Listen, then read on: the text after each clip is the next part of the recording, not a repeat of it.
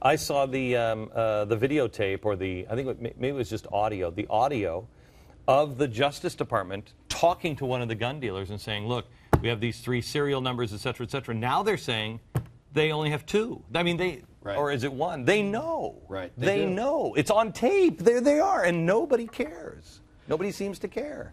Well, I mean, that's because the media is trying to sweep this whole thing under the carpet. I mean, that's what's going on.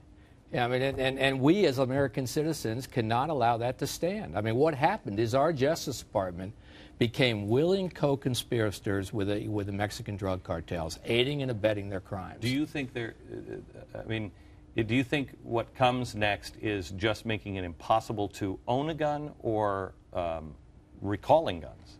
If he was elected again, what do you think their move is? I think they will attack on every single front. One, the Supreme Court, your individual right to own a gun will be gone as a constitutional right. So you'd have to turn it in. Well, no, but there'll be no constitutional basis for individuals to own a firearm in this country. It will simply be a political fight, and we'll fight it with every ounce of energy we have. But there'll be no constitutional right. No one will come to. This I'm telling you, you come to my door, you come to people's doors and say, "Give me your gun." I'm sorry, my gun was just stolen. I don't know where my gun. From my cold dead hands. From my cold dead hands. But look, I tell you, I don't think there's a single sheriff in this country that would come to anybody's door. The sheriffs would say, over my dead body, I'm going to go do that. But we can't let it get to this point. I mean, every Second Amendment supporter needs to make sure that President Obama does not get a second term to destroy the Second Amendment. And the NRA, this election is going to be decided in these 16 key gun and hunting states. 2, 3, 4, 5% of the vote will swing every single one of these states. Do you have the money to compete against the unions?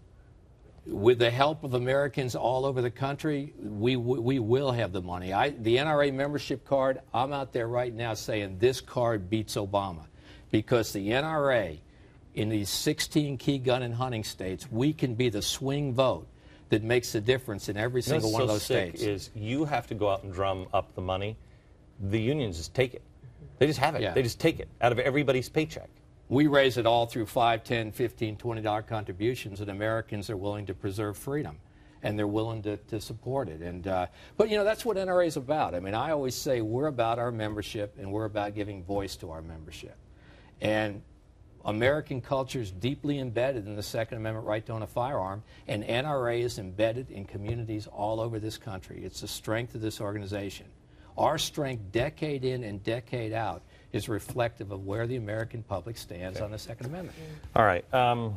Let me talk about one more thing, and that is campus. Not the inability to carry on campus. Only one state, right? Utah? Utah allows you, will prohibit a college from saying, if you have a concealed carry permit and you're allowed to carry a gun, you can't carry it on campus. There are 24 states that prohibit you from carrying a gun on college campus, even if you have a concealed carry permit. Now see, here's the problem, and Wayne, help me out on this. Before we go to the college campus, here's the problem that I have.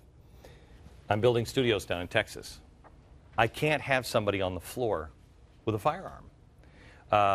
You know, in broadcast television, and it's not what I am, but on broadcast television, you just don't have anybody on the floor with a firearm, because it's against the law, because they don't want somebody to take that hostage, put a gun to your head.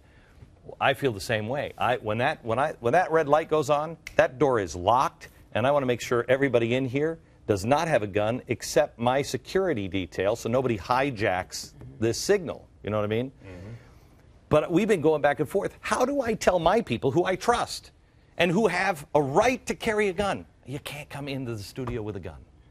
How do you do that? Because I think you do, as a private citizen or a corporation.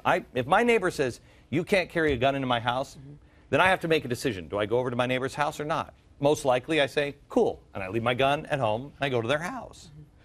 You know, the history of this whole issue has been good people with firearms are not a problem. I know. I mean, it's a historical movement. It's hugely popular with the American public. We have 41 states now that have shall-issue right to carry.